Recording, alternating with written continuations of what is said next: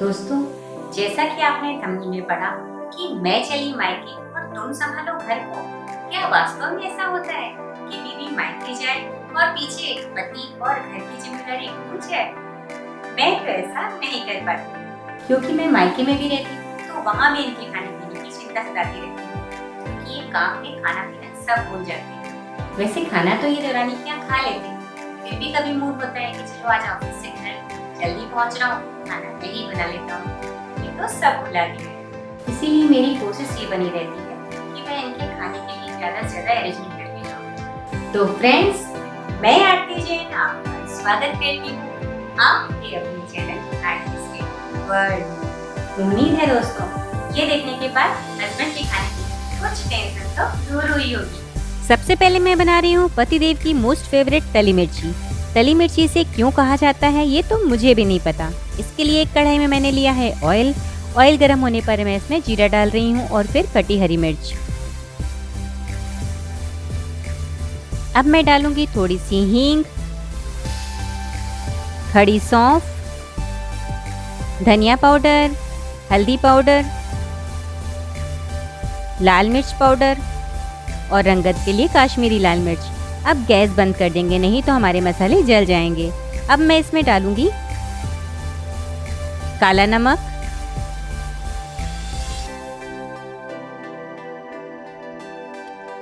सफेद नमक और अमचूर पाउडर। नमक और खट्टा इसमें थोड़ा तेज ही पड़ता है। ये चटपटा मसाला किसी भी बेस्वाद खाने को भी स्वादिष्ट बना देता है। किसी दिन अगर सब्जी बनाने का मन ना हो तो केवल दाल या दही के साथ इसको लगाकर खा लिया दो, किसी सब्जी की आवश्यकता नहीं होती।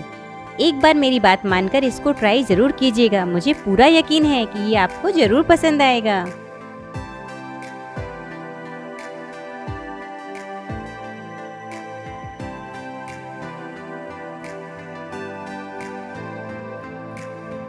अब मैं बना रही हूँ बघार या छौंक। इसे बनाकर हम 15-20 दिन के लिए बिना फ्रिज के रखेंगे तो भी ये खराब नहीं होगा।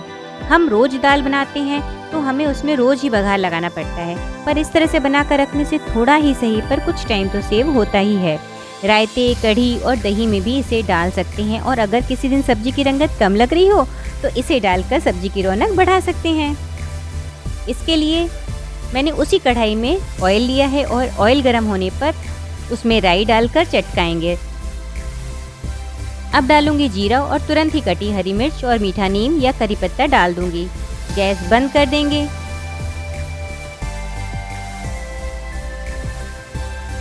अब डालेंगे थोड़ी सी हींग, खड़ी सौंफ और पिसी हुई लौंग।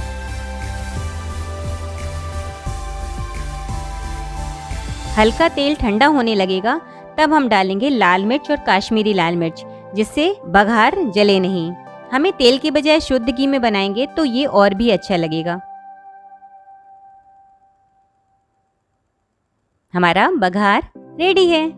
अब ये बनाई है मैंने अपनी सासू माँ स्पेशल लौंजी, जिसका वीडियो मैं आपके साथ ऑलरेडी शेयर कर चुकी।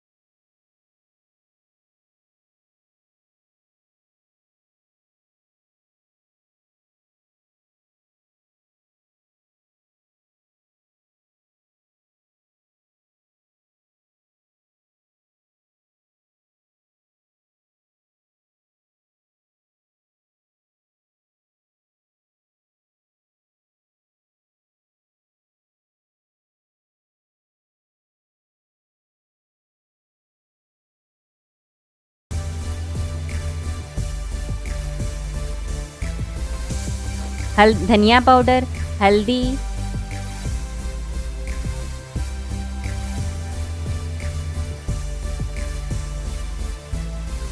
लाल मिर्च और रंगत वाली काश्मीरी लाल मिर्च। मसाले अच्छे से भुन जाएं और ग्रेवी ऑयल छोड़ दे तो गैस बंद कर देंगे।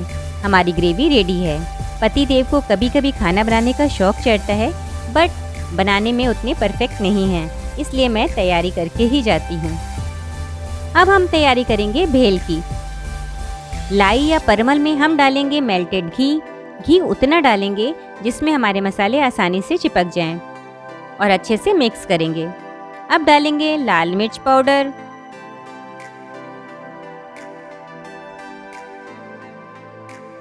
काला नमक,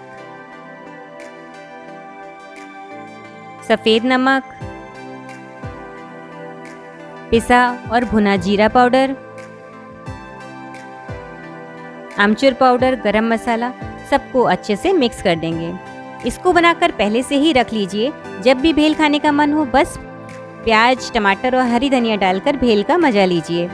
अपने टेस्ट के अकॉर्डिंग मीठी चटनी भी डाल सकते हैं। इसे ऐसे भी खाएंगे तो भी बहुत स्वादिष्ट लगती है, बस चटपटी होनी चाहिए।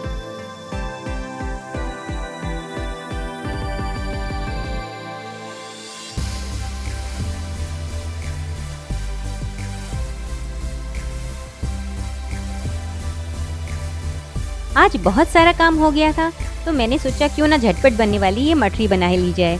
ये बहुत ही फटाफट से बन जाती है और देखने में सुंदर और खाने में स्वादिष्ट भी लगती है।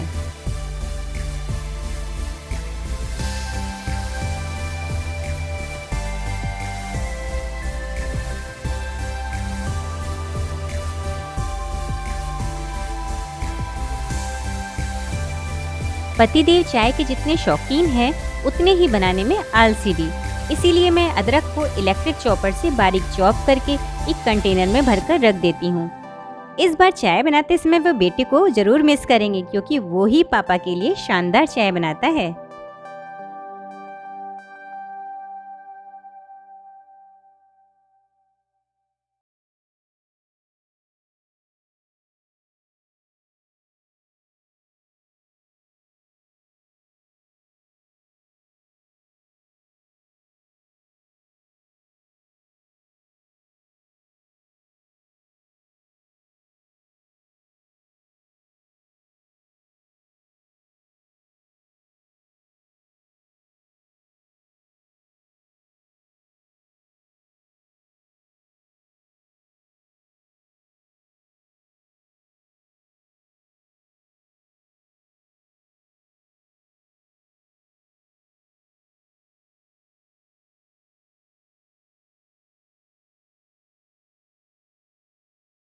दाल के लिए बघार, तली मिर्ची, टमाटर ग्रेवी और केरी की लौंजी भी रेडी कर ली है। लौंजी तो मैंने ज़्यादा ही बनाई है, थोड़ी मायके भी ले जाऊंगी, वहाँ सबको मेरी लौंजी बहुत पसंद आती है। अब दूसरा बड़ा टास्क होता है कि हम कम से कम लगेज में ज़्यादा से ज़्यादा सामान कैसे पैक करें। वैसे तो ये डिपेंड करता है कि हम कितने दिनों के लिए और कहाँ जा रहे हैं। तो दोस्तों, मैं जा रही हूँ 15 दिनों के लिए अपने मायके, और मैं अपने लगेज को कैसे पैक करती हूँ वही मैं आज आपके साथ शेयर कर रही हूँ। मेरी हर ऑर्गेनाइजेशन की तरह यहाँ पर भी मेरा यही फोकस रहता है कि लगेज ओपन करने के बाद वो पूरी तरह से विजुअलाइज हो और इजी टू यूज हो। दोस्तों, फैमिली के साथ ट्रैवलिंग की पैकिंग अलग होती है और मायके की अलग। जीन्स बेस्ट ऑप्शन होता है जिसके 1-2 कलर्स बहुत सारे ड्रेसेस पर मैच करते हैं, बट ज़्यादा भी नहीं रखना चाहिए क्योंकि ये वेट और स्पेस दोनों बढ़ाते हैं। 2 पैंट रखे हैं और जो लेगी दुपट्टे पर्टिकुलर ड्रेस पर ही चलते हैं उन्हें उसी के अंदर रखती हूँ। बहुत ही सिंपल 3 पार्ट में सभी ड्रेसेस को मैं फोल्ड करती हूँ और सभी ड्रेसेस मैं एक ही साइज के फोल्ड करती हूँ इस तरह से।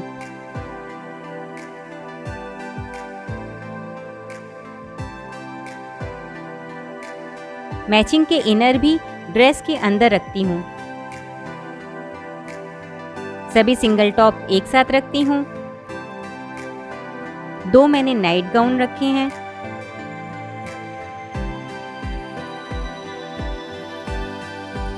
और एक श्रग रखा है जिसे कई ड्रेसेस के साथ पहन सकते हैं।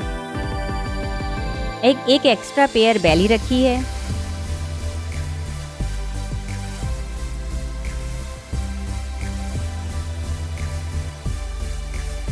अपने अंडरगारमेंट्स को मैं हमेशा इस तरह के पाउच में रखती हूँ जिससे वो दिखे नहीं और निकालते समय ढूंढना नहीं पड़े।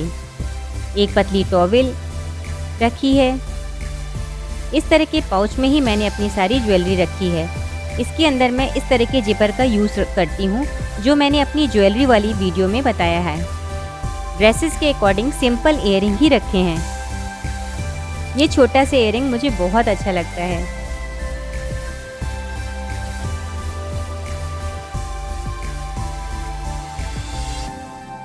ये एक मल्टी कलर की मेरे पास लटकन है जिसमें हुक लगा हुआ है, जिसे लगाकर हम सिंपल की ड्रेस को हैवी लुक दे सकते हैं।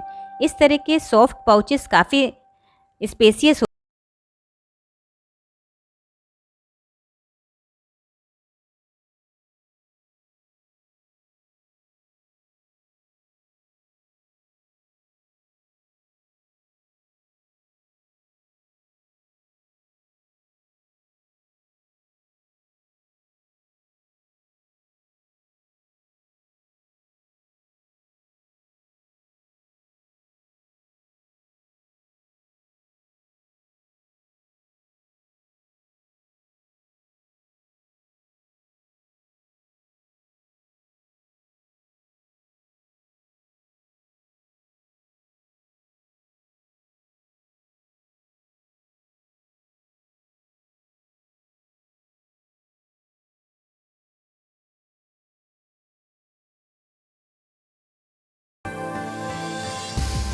इस किट को हम स्टैंड और हैंग दोनों कर सकते हैं।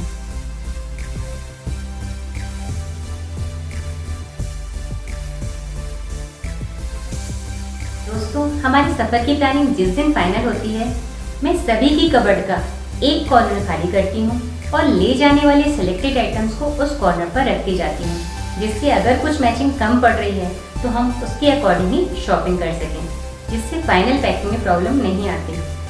इस बार मेरे यहाँ तो फुल लॉकडाउन लगा हुआ है। पहली बार मैं बिना शॉपिंग के मायके जा रही हूँ। मैं अपने और पूर्वी के सामान एक ही सूटकेस में रख रही हूँ। सेम जैसे मैंने अपनी ड्रेस फोल्ड की है उसी तरह पूर्वी की भी है। किसी और डेस्टिनेशन पर हम कम से कम लगेज ले जाते हैं, पर बच्चों की नानी के घर ही जाना हो तो ड्रेसेस तो ज़्यादा हो ही जाती है।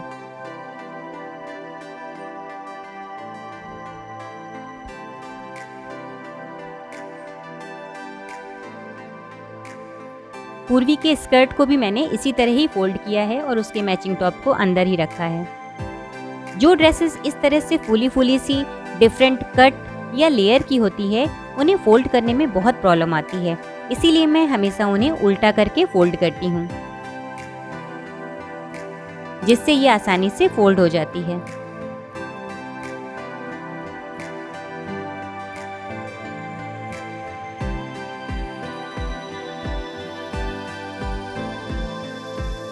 बेटी के अंडरगारमेंट्स को मैंने इस तरह के बैंगल किट में रखा है। ये किट हमें बहुत सारी कहीं ना कहीं से मिल ही जाती है, जिसे मैं इस तरह से यूज़ करती हूँ। इसमें रोल करके 3 पेयर्स ऑफ अंडरगारमेंट्स आ गए हैं।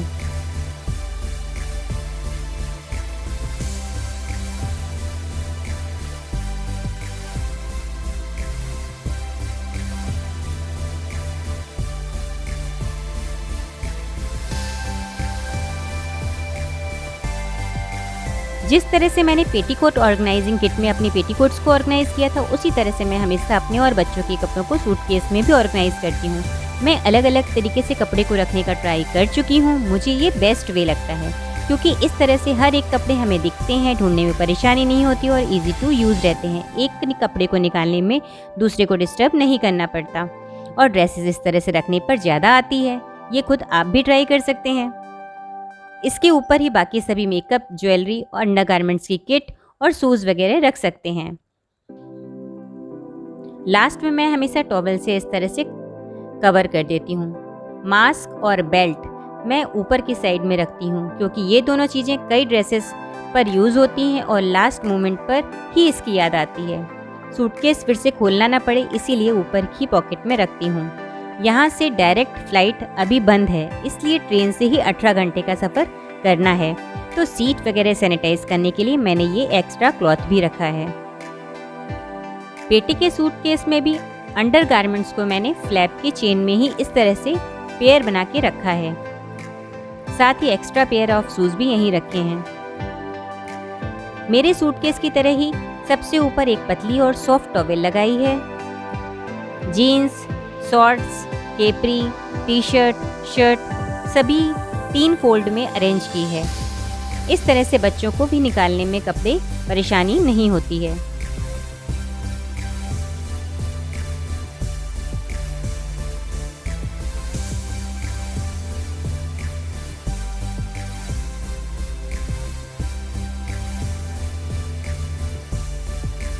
मेरी सारी तैयारियां हो गई हैं और पतिदेव की खाने पीने की भी मोस्टली तैयारी कर दी है। अब मैं चली मायके। उम्मीद है हर बार की तरह इस वीडियो में भी आपका प्यार और सपोर्ट मिलेगा। वीडियो को लाइक और शेयर करना मत भूलिएगा और चैनल को सब्सक्राइब कीजिएगा। Stay tune. Thank you.